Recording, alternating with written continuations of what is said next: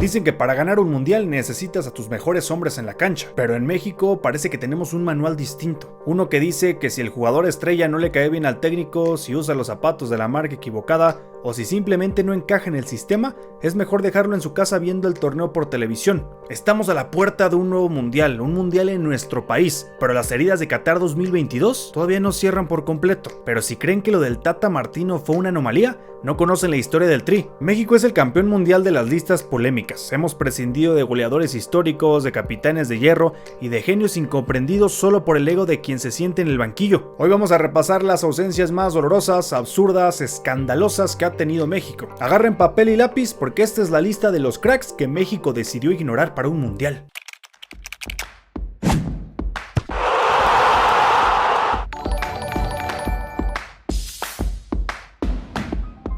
Tomás Boy, el genio que sobraba en el 78. Empezamos fuerte, Argentina 1978. México llegaba con una generación que prometía mucho y terminó haciendo uno de los ridículos más grandes de nuestra historia. Pero antes del desastre, el técnico José Antonio Roca tomó una decisión que hasta hoy muchos no perdonan. Dejó fuera a Tomás Boy. En ese entonces el jefe era el mediocampista más talentoso y elegante del fútbol mexicano. Era el cerebro de los Tigres, un tipo que no necesitaba correr porque la pelota siempre lo buscaba él. Tenía una visión de juego que nadie más en la lista poseía. Sin embargo, Roca decidió que no lo necesitaba.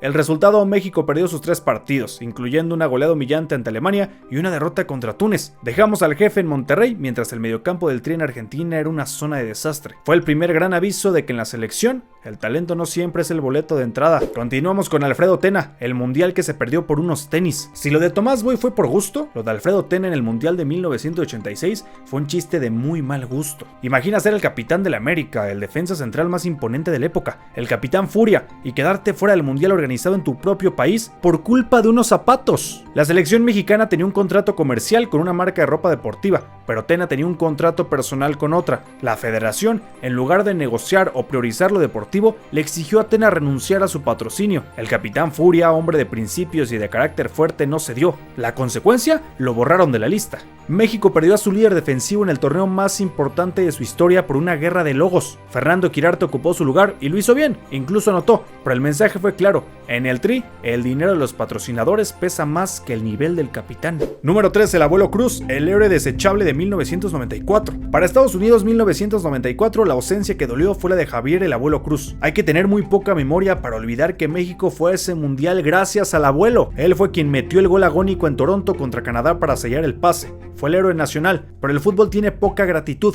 Para la lista final, Miguel Mejía Barón decidió que el abuelo ya no estaba a nivel. Entre lesiones con Rayados y una baja de juego que la prensa infló, el hombre que nos dio el boleto se quedó fuera del avión. Fue la primera muestra moderna de que meter el gol de la clasificación no te garantiza ni un minuto en la Copa del Mundo. Carlos Hermosillo, el goleador que Lapuente no quiso. Francia 98 fue un gran mundial para México, pero creo que pudo ser mejor. Manuel Lapuente decidió ignorar a Carlos Hermosillo, el máximo goleador histórico de Cruz Azul y que venía de ser figura del título del 97. Hermosillo era el grandote de Cerro Azul, una garantía de gol en el área. Lapuente prefirió llevar a Ricardo Peláez. Los críticos se comieron vivo al técnico, argumentando que Hermosillo tenía más jerarquía. Afortunadamente para Lapuente, Peláez respondió con goles ante Corea y una gran actuación, pero el debate quedó ahí. ¿Por qué dejar al goleador del momento fuera? La respuesta de Lapuente siempre fue el orden táctico. Para él, Hermosillo era demasiado protagonista. Continuamos con el Vasco Aguirre y el veto a Tato Noriega y Pavel Pardo. Corea-Japón 2002 es recordado por la dolorosa eliminación ante nuestro vecino, pero la tragedia inició desde la lista. Javier Aguirre, en un ataque de yo sé más que todos, dejó fuera a José Antonio Tato Noriega. El Tato era el mejor mediocampista de la liga, brillando con Monarcas Morelia en la Libertadores. Era el motor del fútbol mexicano en ese momento. ¿A quién llevó el Vasco en su lugar? A Gabriel Caballero, el primer naturalizado en mucho tiempo.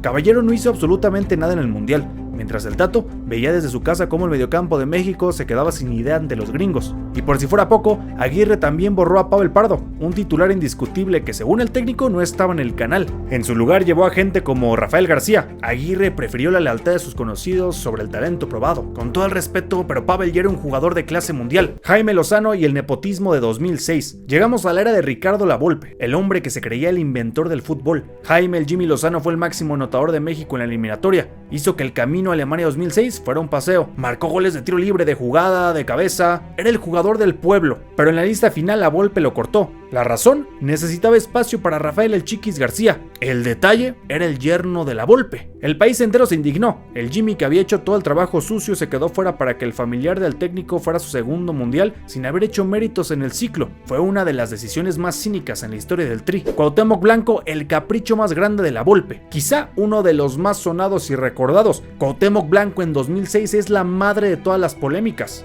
El Divo de Tepito era por mucho el mejor jugador del país, el más talentoso, el de la mística, el que intimidaba a rivales con solo pararse en la cancha. La Volpe lo dejó fuera con la excusa de que no encajaba en su sistema. ¡Mentira! Todo el mundo sabía que fue una venganza personal porque Cuauhtémoc pidió vacaciones en la Confederaciones 2005 y porque años atrás Blanco le había festejado un gol en la cara cuando la Volpe dirigía el Atlas. México fue a Alemania con un sistema perfecto pero sin alma. Contra Argentina en octavos faltó ese pase filtrado, ese colmillo que solo el 10 tenía. La Volpe prefirió el orgullo que el éxito de México. Carlos Vela, el genio que dijo que no. Te lo voy a resumir porque hay un video en mi canal explicando todo este tema. Brasil 2014 pudo ser el mundial de Carlos Vela. Estaba en su prime absoluto con la Real Sociedad, pero Vela le dijo que no a México. El resentimiento de cómo lo exhibieron y lo pusieron como chivo expiatorio en esa fiesta de 2010-2011 jamás lo olvidó. Miguel Herrera fue a España a rogarle y Vela lo bateó. México perdió uno de los mejores delanteros de su historia en su mejor momento por no saber cuidar al jugador fuera de la cancha. Vela volvió para 2018, pero el tren de 2014, donde pudo ser el MVP del torneo, se fue para siempre por falta de gestión emocional de la federación. El Chapito Montes y el daño colateral del Gullit. También en 2014 la ausencia fue trágica. Luis el Chapito Montes era el mejor jugador de la Liga MX con el León bicampeón. Tenía un lugar asegurado como titular, pero en un amistoso intrascendente contra Ecuador se rompió la tibia y el peroné. La imagen le dio la vuelta al mundo. Lo triste no fue solo perder al Chapito, sino el daño colateral. Su mejor amigo, el Gullit Peña, que también era una estrella, nunca se recuperó mentalmente de ver la pierna rota de su hermano. El Gullit fue al mundial, pero fue de sombra. México perdió a sus dos mejores mediocampistas en un segundo.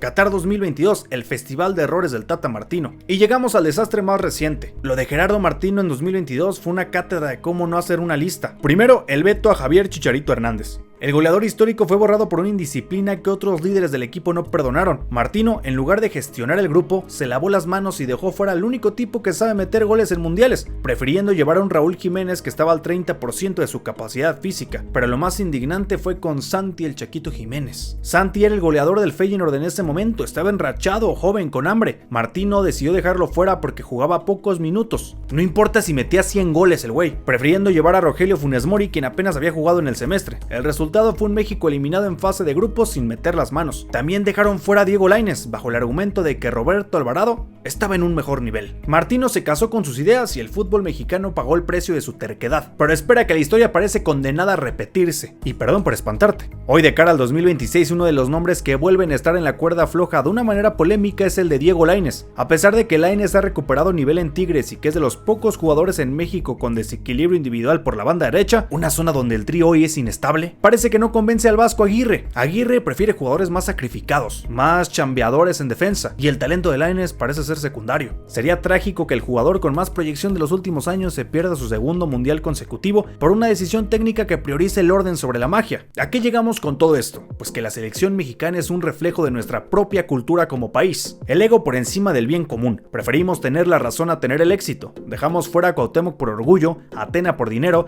y a Santi Jiménez por terquedad. Cada una de estas ausencias dejó un ¿qué hubiera pasado? ¿Habríamos pasado al quinto partido con Cuauhtémoc en 2006? ¿Habríamos goleado con Hermosillo en el 98? ¿Habríamos avanzado con el Tato en 2002? Nunca lo sabremos. Lo único cierto es que mientras los técnicos sigan haciendo listas con el hígado y no con la cabeza, México seguirá siendo el gigante que se corta las piernas antes de empezar a correr. Dime en los comentarios para ti cuál fue la ausencia más injusta. ¿A quién te dolió más ver fuera de la lista? Revienta los comentarios que te voy a estar leyendo. Súper atentos que vamos a estar reventando el canal de videos aprovechando esta fiebre mundialista, obviamente de México. Como siempre, deja tu like, suscríbete, activa la campanita y nos vemos el siguiente lunes con un video muy bueno.